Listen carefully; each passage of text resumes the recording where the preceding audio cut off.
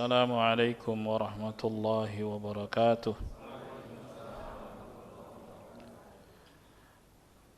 Alhamdulillah wassalatu wassalamu ala Rasulillah wa alihi wa sahbihi wa mawalah. Ashhadu an la ilaha illallah wahdahu la syarikalah wa ashhadu anna Muhammadan abduhu wa rasuluh sallallahu alaihi wa ala alihi wa sahbihi wa man tabi'ahum bi ihsan wa sallama taslima amma ba'd. Jemaah sekalian yang dimuliakan Allah, malam hari ini kembali kita lanjutkan mengkaji tafsir surat Ar-Rahman, memasuki ayat ke-46. Silakan disimak. Ada mushaf elektronik juga bisa diakses. A'udzu billahi minasy syaithanir rajim. وَلِمَنْ خَافَ مَقَامَ رَبِّهِ جَنَّتَانِ فَبِأَيِّ آلَاءِ رَبِّكُمَا تُكَذِّبَانِ ذَوَاتَا أَفْنَانٍ فَبِأَيِّ آلَاءِ رَبِّكُمَا تُكَذِّبَانِ فيهما عينان تجريان فبأي آلاء ربكما تكذبان فيهما من كل فاكهة زوجان فبأي آلاء ربكما تكذبان.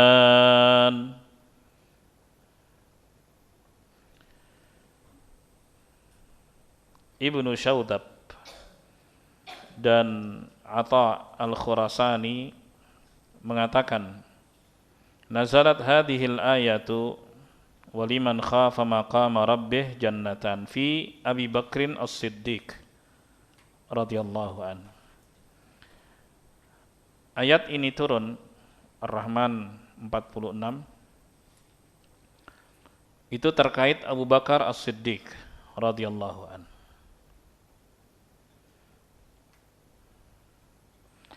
Dan bagi orang yang takut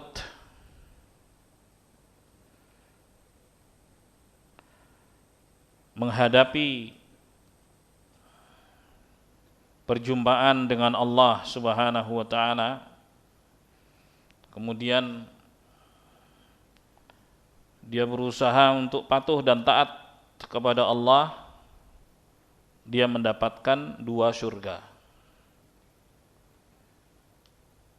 Ayat ini turun terkait Abu Bakar As-Siddiq radhiyallahu an. Was-sahih anna hadhil ayata 'ammatun kama qala Ibnu Abbas wa ghairuh. Dan yang benar, ayat ini berlaku umum untuk siapapun, ya, yang sifatnya sama seperti yang tersebut di dalam ayat itu.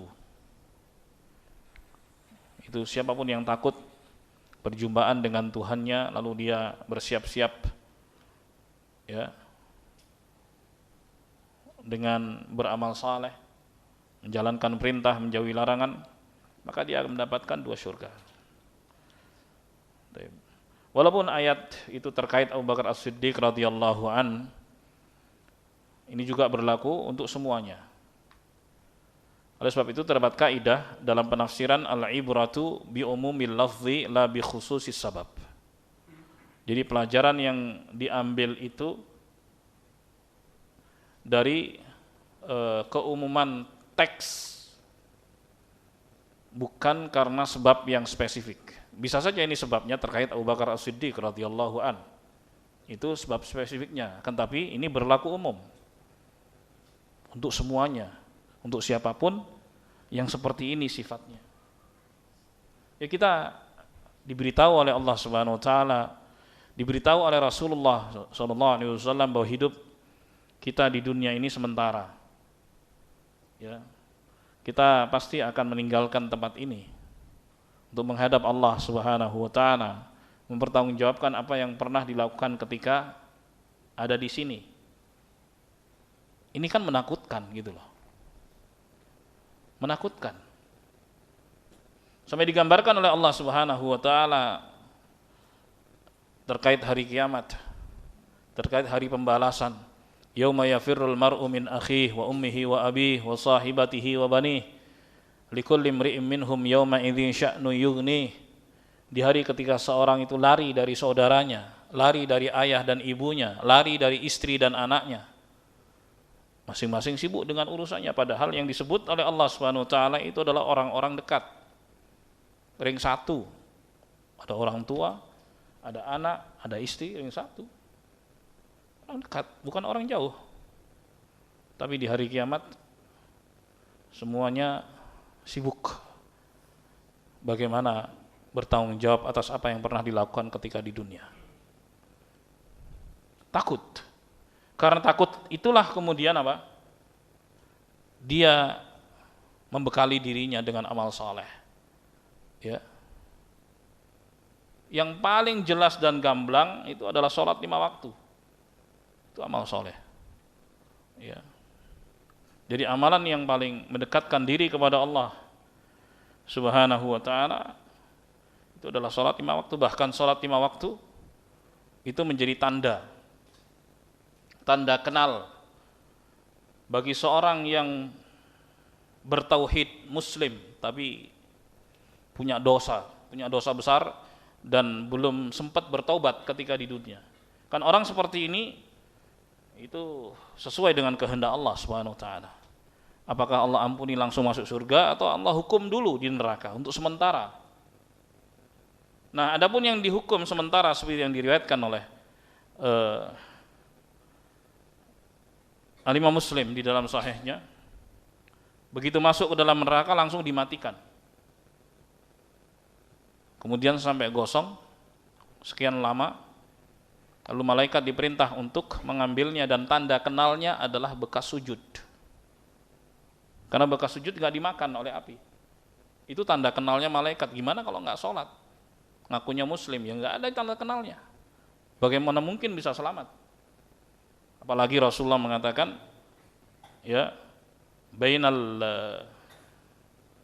mar'i wasyirki wal kufri tarkus shalah. Batas antara seorang dengan kesyirikan dan kufuran adalah meninggalkan salat.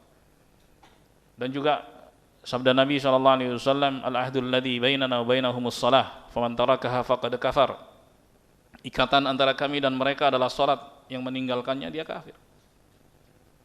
Keras memang. Tapi itu minimalnya, salat dijaga. Salat dijaga. Baik. Apalagi pria lebih khusus lagi, itu harus ke masjid. Karena masjid dibangun supaya tegak jamaah.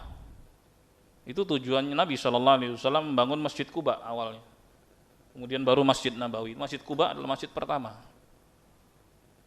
Seandainya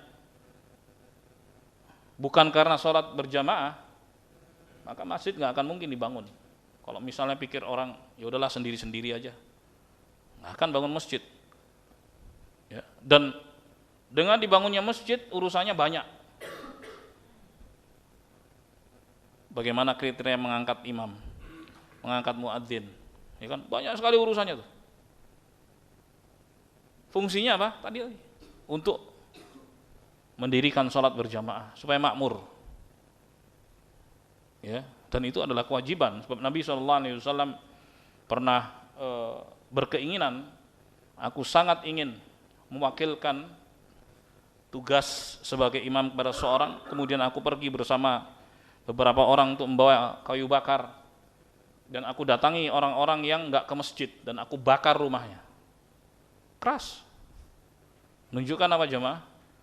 Bagi pria keharusan ke masjid. Taib.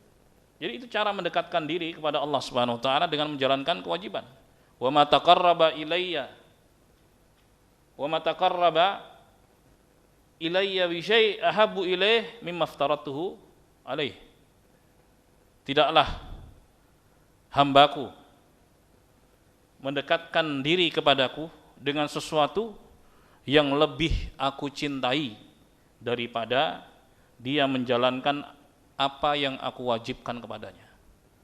Jadi cara mendekatkan diri kepada Allah terbaik adalah menjalankan apa? Kewajiban. Sholat 5 waktu. Ya, berjamaah di masjid. Itu cara mendekatkan diri terbaik kepada Allah Subhanahu wa taala, sebagaimana hadis qudsi dan hadisnya sahih. Jemaah sekalian yang dimuliakan Allah. Ya. Kembali kepada ayat kita. Jadi bagi yang takut menghadap Allah Subhanahu wa taala nanti di hari kiamat, di hari pembalasan, ya, maka persiapannya adalah sekarang. Nggak ada waktu lagi, ya sekarang. Karena nggak ada jaminan besok kita masih hidup. Ada nggak yang jamin besok kita masih hidup? Nggak ada. Yang tahu hanya Allah Subhanahu wa taala. Ya. Wa ma tadri nafsun madza taksibu ghadan. Ya. Tidak ada satupun jiwa yang tahu apa yang akan dilakukan esok. Wa ma tadri nafsum bi ayyi ardin tamut. Dan tidak ada satupun jiwa yang tahu di mana dia akan mati. Ada yang tahu. Maka persiapan adalah sekarang. Persiapan untuk besok di hari akhir adalah sekarang.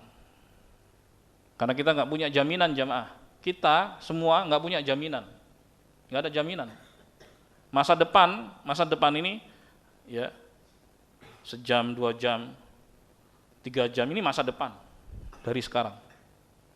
Ya kan? Jadi ketika kita masih diberi nikmat oleh Allah Subhanahu wa taala, nikmat hidup, nikmat berbagai macam, ya manfaatkan sebaiknya, karena kita nggak tahu masa depan. Gitu. Nah, itu sebagai wujud ketakutan kita menghadapi hari tersebut, di mana semua dikumpulkan oleh Allah Subhanahu wa taala, kemudian diperhitungkan oleh Allah Subhanahu wa taala, lalu dibalas sesuai dengan amalannya. Baik. Jemaah sekalian yang dimuliakan Allah. Allah Subhanahu wa taala mengatakan di ayat ke-46, "Waliman khafa maqama rabbih waliman khafa maqamahu baina yadayillah azza wa jalla yaumal qiyamah." Bagi orang yang takut ketika dia berdiri menghadap Allah azza wa jalla di hari kiamat. Dalam ayat yang lain An-Nazi'at ayat 40, "Wa nahan nafsa 'anil hawa." Dan dia kendalikan hawa nafsunya. Ya, walam yatqa, dia tidak bertindak melampaui batas, wala atharad dunya, dan dia tidak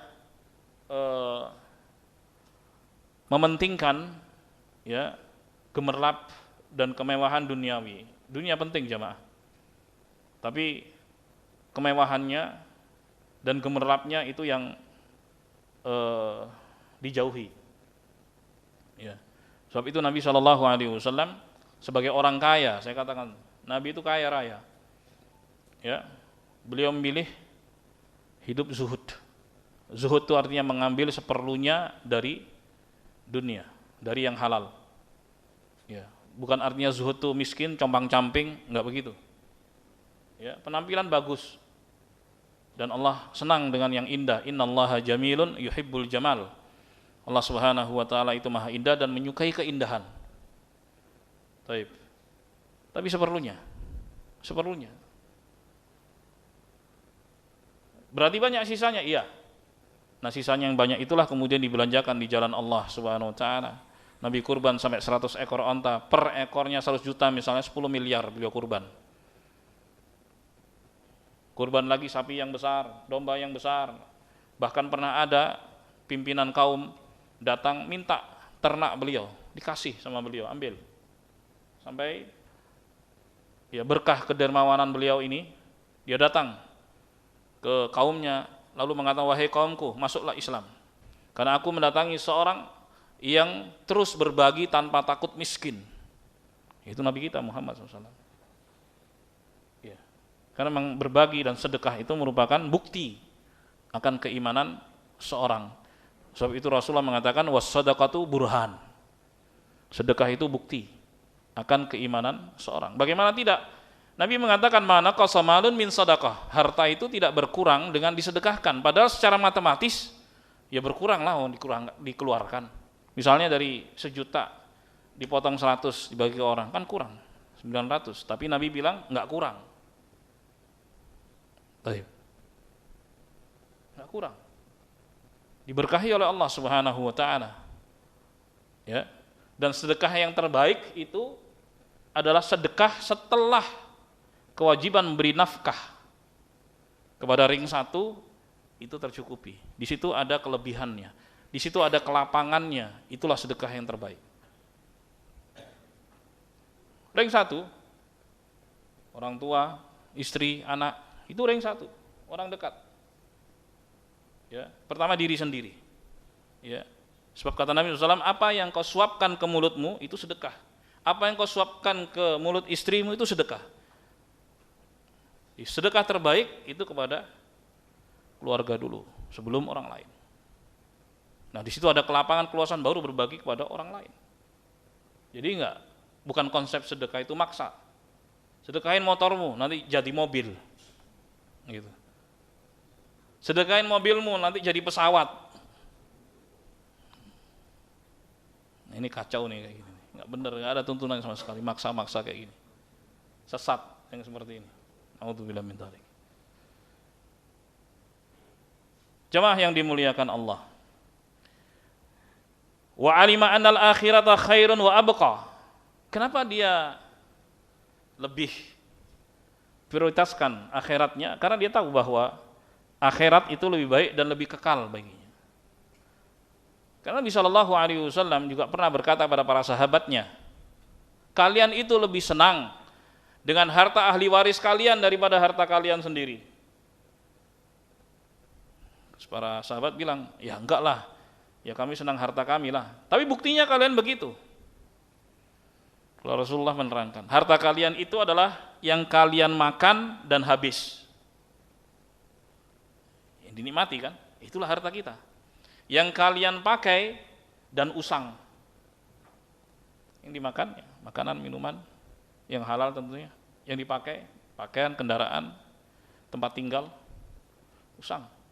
Terus yang ketiga, yang dibelanjakan di jalan Allah dan itu yang kekal. Adapun yang masih disimpan-simpan, entah di brankas ataupun dalam rekening, itu belum menjadi harta kalian.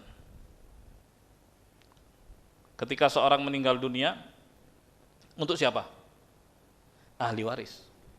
Makanya Rasulullah mengatakan kalian tuh lebih suka dengan harta ahli waris daripada harta kalian sendiri.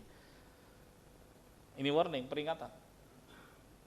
Kalau seorang itu peduli dengan kebahagiaan dirinya di akhirat, maka dia belanjakan di jalan Allah. Jalan Allah itu banyak. Haji, umrah, zakat, apalagi sedekah. Banyak tuh.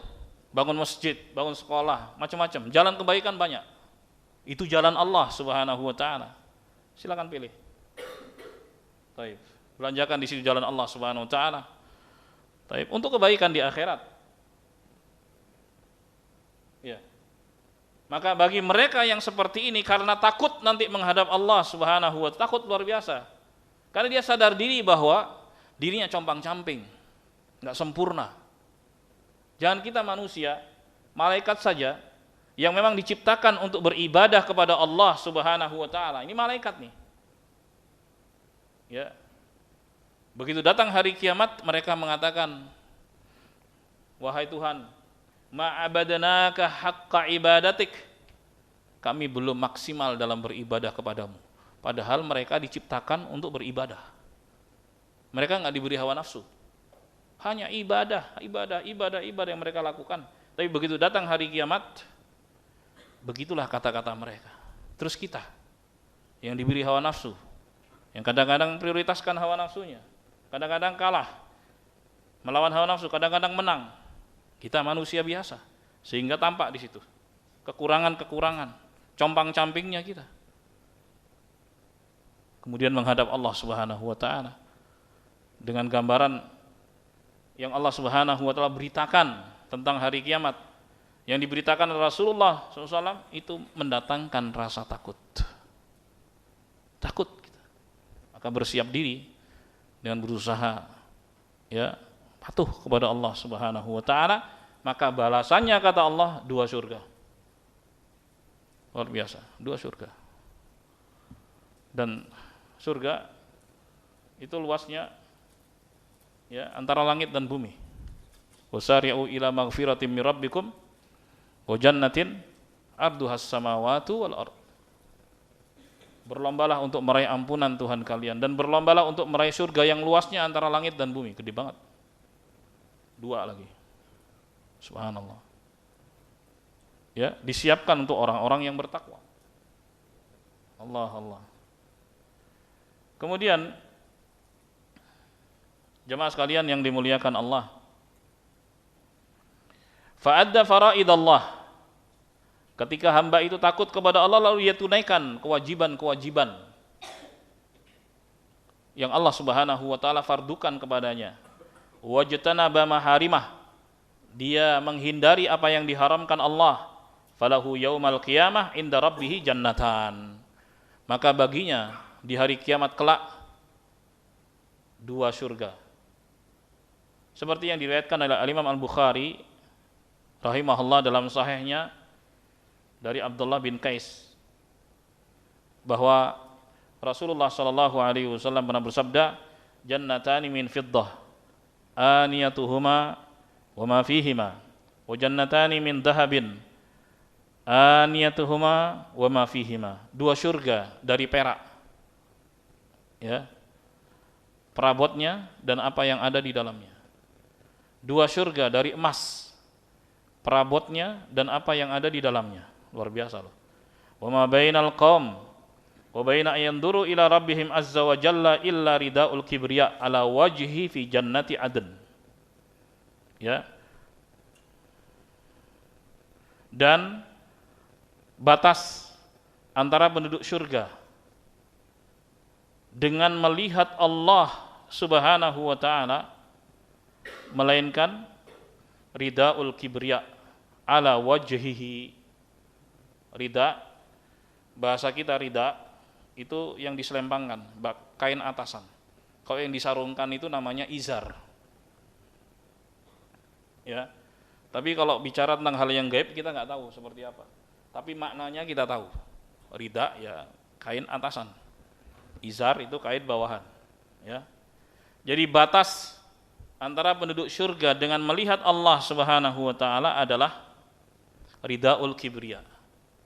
Rida kesombongan, ya, yang menutupi wajah Allah Subhanahu wa taala di jannatu adn, di surga Aden. Baik. Dan nanti akan dibuka. Dan itu menjadi nikmat terbesar bagi penduduk surga. Sebagaimana hadis Nabi sallallahu alaihi wasallam, innakum satarawna rabbakum ayanan. Sungguhnya kalian bakal melihat Tuhan kalian secara langsung. Kita nggak bisa melihat sekarang. Nggak ada yang bisa melihat. Nabi Muhammad pun nggak bisa. Ketika peristiwa Isra dan Mi'raj, beliau pun menghadap Allah, nggak bisa melihat.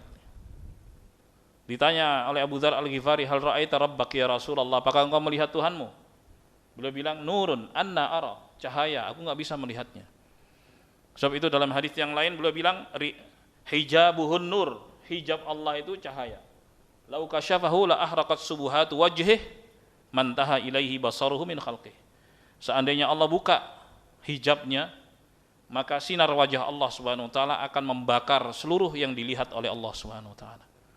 Tapi di akhirat kelak itu menjadi nikmat terbesar yang sekarang kita nggak bisa melihat Allah, dan itu akan bisa dilihat oleh penduduk surga. Semoga kita termasuk bagian dari penduduk jannah. Amin ya rabbal alamin. Kita bisa melihat Sang Pencipta, ya, itu luar biasa nikmatnya, luar biasa. Taib. Hadirin sekalian yang dimuliakan Allah.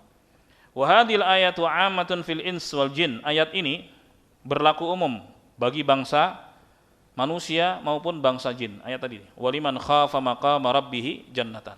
Bagi orang yang takut ya saat menghadap Allah lalu dia bersiap diri dengan taat kepada Allah, patuh pada Allah, 2 jannah. Ini berlaku umum untuk jin maupun manusia. Fahiya min adalli dalil ala annal jin yadkhulunal jannah idza amanu wattaqau. Dan ini merupakan dalil yang paling jelas yang menunjukkan bangsa jin juga masuk surga. Karena ada khilaf, ada perbedaan pendapat para ulama, tapi ini dalil yang paling kuat yang menunjukkan jin juga masuk surga kalau mereka beriman, kalau mereka bertakwa. Makanya di surat Ar-Rahman ini selalu disebut dua bangsa itu, jin dan manusia, jin dan manusia, jin dan manusia. Karena mereka lah bangsa yang diperintah ya dan dilarang, diperintah dan dilarang oleh Allah Subhanahu wa taala. Kemudian ada balasannya di akhirat. Baik. Walihada imtannallahu ta'ala ala tsaqalaini bihadzal jaza. Oleh sebab itu Allah Subhanahu wa taala menguji jin dan manusia dengan balasan seperti itu. Ayo, mau enggak? Balasannya gede ini. Caranya patuh pada Allah Subhanahu wa taala. Patuh pada Rasulullah sallallahu alaihi wasallam. Faqala wa liman khafa maqama rabbih jannatan. Terus ayat selanjutnya Allah mengatakan fabi ayyi ala'i rabbikuma tukadziban. Maka nikmat Tuhan kalian yang mana, wahai jin dan manusia, yang kalian dustakan? Ini berita, bocoran dari Allah Subhanahu wa taala, itu nikmat. Ya kan? Kita dikasih bocoran ini supaya kita siap-siap gitu. Siap-siap menghadap Allah dengan amal saleh dan akan mendapatkan dua surga yang luar biasa. Gitu. Nikmat ini. Baik. Kemudian Allah Subhanahu wa taala berfirman, "Dzawata afnan." Dzawata afnan, yaitu surga-surga yang memiliki afnan, ay aghsan, nadhirah, hasanah. Yaitu jannah itu bisa bermakna kebun.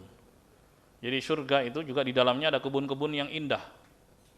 Ya, oleh sebab itu banyak orang ketika datang ke Indonesia dengan melihat keindahannya, ya, lalu mengatakan jannatud dunya katanya, surga dunia, gitu.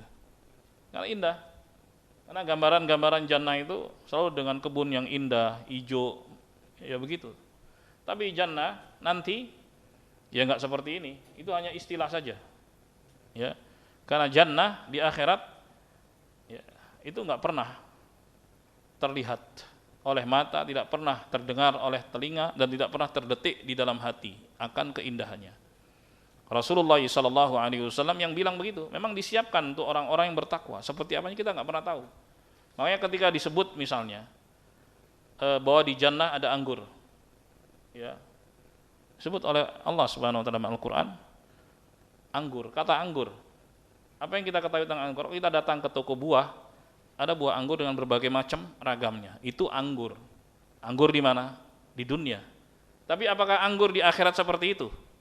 Enggak. Karena Rasulullah sudah bilang tadi, enggak pernah terlihat oleh mata. Gitu.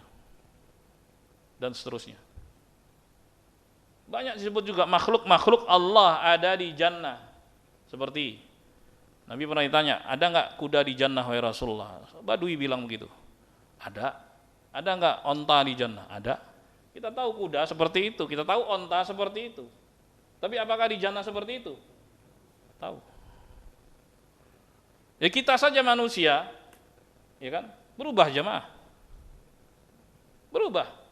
Kata Nabi SAW, penduduk surga itu fisiknya seperti Adam alaihissalam, 60 hasta, 30 meter tingginya. Lebarnya 7 hasta, 3,5 meter. Gede, menjulang. Itu aja udah berubah. Nah kalau orangnya segitu naik kudanya seperti ini, nggak mungkin lah. Nah itu. Tapi kalau sebutan nama sama, ya, kesamaan nama tidak menunjukkan kesamaan apa? Hakikat. Tidak menunjukkan kesamaan dat. Kalau disebut di surga ada anggur, ya udah kita imani ada anggur memang, tapi tidak sama seperti yang ada di dunia. Ada delima, tapi tidak seperti yang ada di dunia. Ya, ada penduduknya juga nggak sama. Oleh sebab itu Nabi pernah bilang kepada seorang wanita tua, di surga nggak ada nenek-nenek peot katanya. Nangis dia. Nangis, canda Rasulullah, canda. Tapi candanya benar, memang nggak ada. Semua berubah. Ya, semua berubah menjadi muda jamaah. Nggak ada. Jadi yang seperti yang udah beruban-beruban ini ya, mohon maaf nih, nggak ada kayak ini yang beruban-beruban, nggak ada. Berubah. Sebutkan umurnya antara 33 sampai 40 tahun. Usia penduduk jannah dengan fisik yang luar biasa, besar, kuat, kokoh, dan nggak ada yang pewat, nggak ada. Bahkan bidadari digambarkan, ya disebutkan oleh Allah Subhanahu wa taala fisiknya bagus. Gitu ya. Subhanallah. Itu jannah. Yang pasti nggak pernah terlihat oleh mata, tidak pernah terdengar oleh telinga, dan tidak pernah terdetik dalam hati ataupun lamunan. Itulah jannah. Jamaah sekalian yang dimuliakan Allah. Jadi kebun-kebun yang berisi pohon-pohon yang berbuah, tahmilu min kulli thamratin nadijatin fa'iqatin. Ya.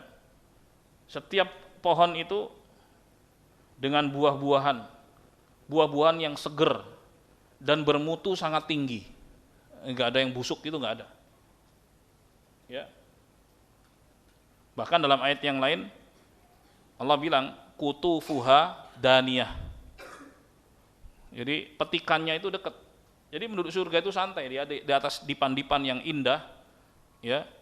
Kemudian dia pengen buah apa, itu mendekat, jamaah. Nggak kebayang seperti apa, mendekat itu. Jadi memang fresh, bukan sudah dipetik, tapi metik sendiri langsung. Kutufuha daniyah. Dia yang datang gitu dekat, kemudian petik, dinikmati. Allahu Akbar. Nggak capek-capek harus manjat, pengen apapun ada. Itu jannah jemaah. Allahu Akbar.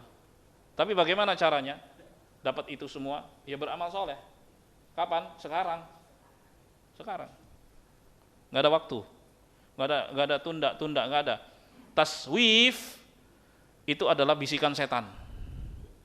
Karena setan selalu membisikkan ya kepada hamba-hamba Allah untuk menunda-nunda. Ya, nantilah, entar, esok, taswif. Tapi sebenarnya itu kembalinya kepada putusan siapa? Putusan manusianya sendiri. Setan hanya bisa bisikin. Tapi putusannya kembali ke siapa? Diri sendiri, manusianya sendiri jamaah. Sehingga setan nanti nggak mau disalahin. Allah firmankan, ya ucapan setan, ucapan iblis laknatullah alaih. Di akhirat kelak dia nggak mau disalahin, karena dia nggak punya kuasa untuk membuat manusia itu apa? Ikut dia. Dia hanya bisik-bisikin, goda-godain. Kan putusan kembali kepada siapa? Kepada diri sendiri. Maka yang bertanggung jawab itu diri sendiri. Gitu. Ya, mereka dihukum, setan-setan itu dihukum oleh Allah Subhanahu wa taala, akan tetapi mereka nggak bisa kemudian dipersalahkan ya oleh manusia yang tergoda sama mereka, nggak bisa. Allahul musta'an. Baik jemaah, silakan adzan dulu. Kita lanjutkan setelah adzan.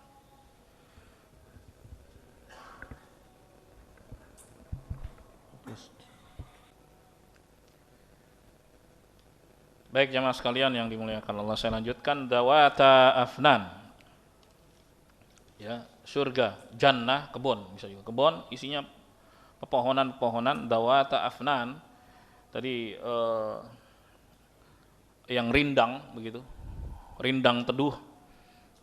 Ada juga yang menafsirkan dawata alwan, yang berwarna-warni, luar biasa ya, berwarna-warni, terus rindang, lalu berbuah, buahnya juga macam-macam, luar biasa. Kul ghusnin yajma'u fununan minal faqiyah. Bayangin jamaah, setiap dahan ranting itu buahnya macam-macam, bukan satu. Kalau kita nih rambutan, ya udah rambutan kan gitu. Ini cabang-cabangnya ini, di situ buah-buahannya tuh macam-macam. Allah Subhanahu wa taala Maha Kuasa untuk buat itu semua jemaah. Ya. Allahu Akbar. Demikian dikatakan oleh Ibnu Jarir. dan juga oleh Atha. Ibnu Jarir mengatakan ai fihima fununan minal maladz, bahwa di dua surga tersebut ya banyak sekali berbagai macam kelezatan, keindahan, kelezatan. Ada juga yang menafsirkan, kata Ar-Rabi' bin Anas, ya, wasi'atal fina, ya, luas. Jadi kebun itu luas, indah, ya, dengan bunga-bunga yang indah, ya, tanaman-tanaman yang rindang. Ya, nggak ada apa binatang-binatang yang berbahaya, nggak ada, ular atau apa gitu. Ya, di hutan-hutan kan ular, ulat atau apalah segala macam yang berbahaya nggak ada, semuanya indah, indahnya luar biasa jemaah. Kok di dunia ini dibikin indah pun masih ada tuh yang kayak gitu, sesuatu yang mungkin apa menakutkan, entah itu ular, ya kan, atau ulat atau apalah binatang-binatang yang berbahaya. Ini enggak ada bahayanya sama sekali. Allahu Akbar. Nah, itu jannah. Ini diberitakan oleh Allah Subhanahu wa taala tentang keadaan di jannah. Lalu Allah Subhanahu wa taala mengatakan apa? Fabi ayyi ala'i rabbikuma tukadziban. Maka nikmat Tuhan kalian yang mana, wahai jin dan manusia, yang kalian dustakan? Ini bocoran dari Allah Subhanahu wa taala. Ini surga ini kayak gini, kayak gini, kayak kemarin kita bahas tentang apa? Neraka. Kan serem ya?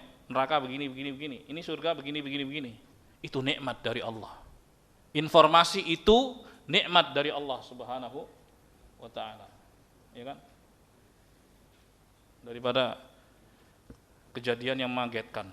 Misalnya gempa kayak tiba-tiba gurur, kaget kan? Nggak ada pemberitahuan, ya kan? Kemarin ngerasain nggak? Ya, ngerasain kan? Kaget kan? Enak nggak? Nggak enak kan? Nggak enak. Makanya informasi bocoran-bocoran kayak gini dari Allah Subhanahu wa taala ini nikmat, jamaah. Nikmat dari Allah Subhanahu wa taala. Maka selalu Allah tanya tuh, jin manusia, nikmat mana? Nikmat Tuhan kalian yang mana yang kalian dustakan lagi? Itu nikmat. Jadi kesimpulan kita harus banyak bersyukur pada Allah Subhanahu wa taala. Banyak sekali kebaikan yang Allah berikan pada kita. Allahumma musta'an. Cuman seringnya manusia lalai dan lupa. Ya, tapi selalu diingatkan. Oleh sebab itu jamaah, majelis-majelis ilmu seperti ini ya hendaknya terus dihadiri. Kenapa? Ya, kita adalah makhluk pelupa. Al-insan dari kata nisyan, suka lupa. Walaupun lupa itu adalah nikmat. Lupa itu juga nikmat. Coba deh kalau semuanya ingat tuh, gak bisa tidur, resah. Tapi dibuat lupa, alhamdulillah. Selain lupa itu ada gandengannya dengan kelalaian, ada irisannya dengan kelalaian, lupa itu juga adalah nikmat juga. Ya. Akan tapi yang diingatkan di sini jangan sampai lupa itu karena lalai. Gitu. Karena lalai dan melalaikan. Ya. Maka terus diingatkan dengan apa? Dengan hadirnya kita di majelis-majelis seperti ini, membaca ayat-ayat Al-Qur'an, hadis-hadis Nabi sallallahu alaihi wasallam. Walhamdulillahirabbil alamin. Baik jemaah, kita ambil 4 ayat ya untuk malam ini. Insyaallah kita masih ada beberapa ayat lagi berbicara tentang jannah insyaallah pada pertemuan berikutnya. Silakan yang mau bertanya jemaah. Pak Mukhlis.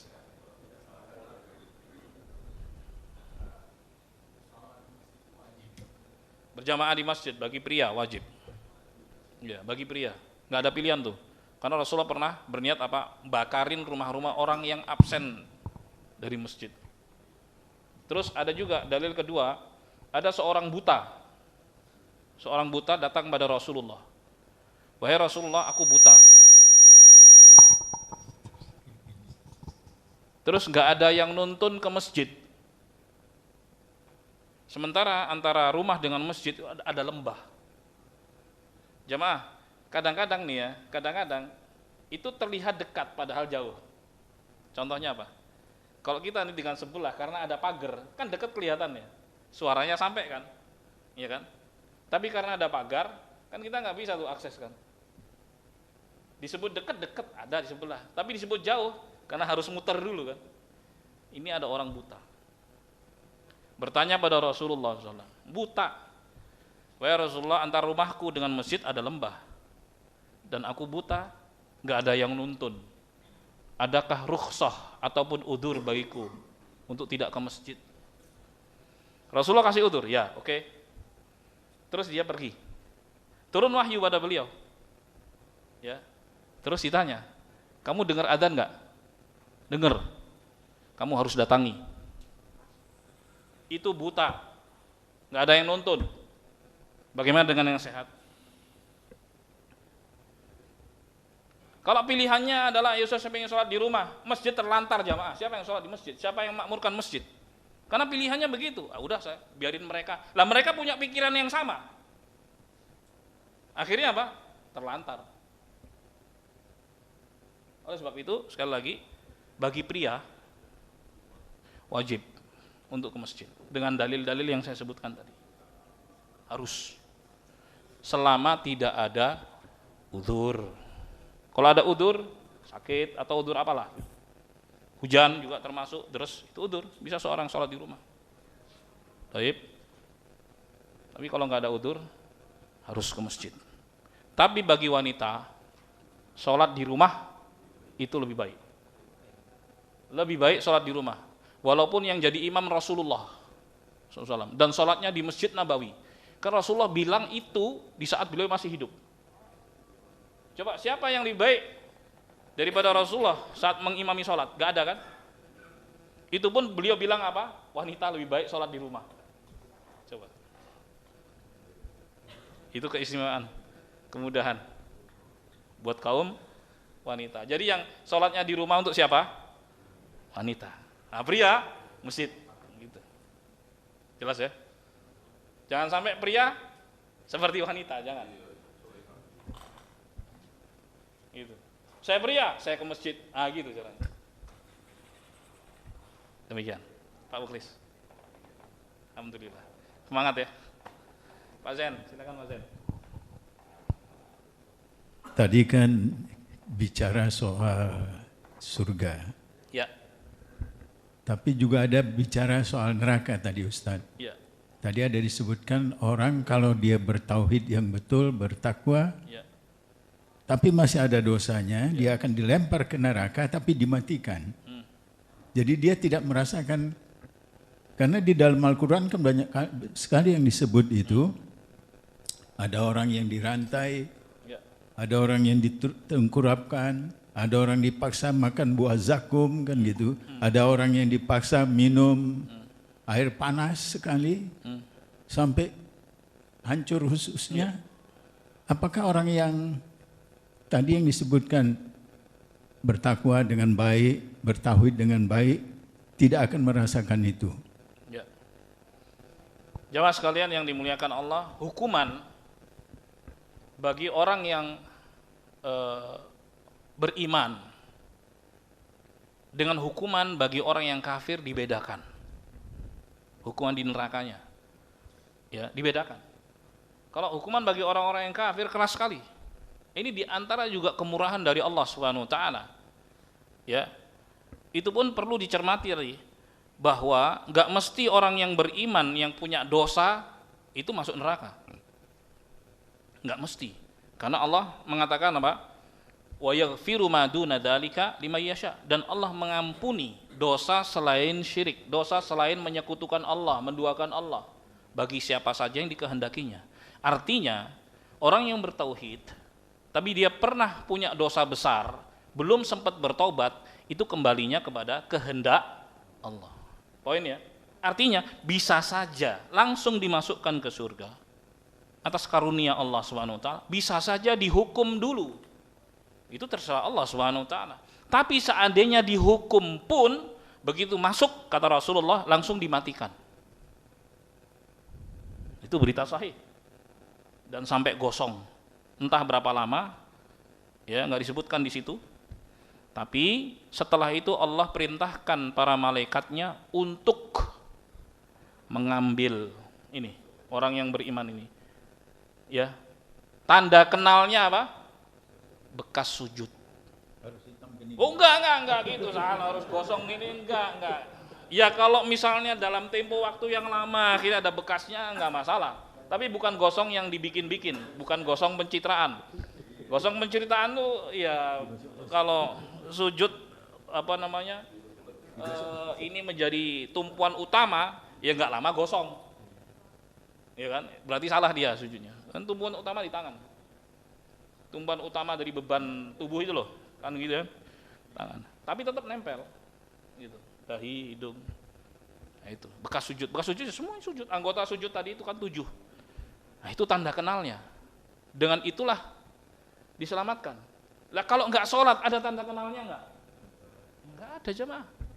Ya udah di neraka. Ini menunjukkan korelasi tadi. Rasulullah bilang batas antara seorang dengan kekufuran dan kesyirikan adalah meninggalkan sholat. Oleh sebab itu bagaimanapun keadaan seorang tetap sholat, gitu maksudnya. Jelas ya? Jangan tinggalin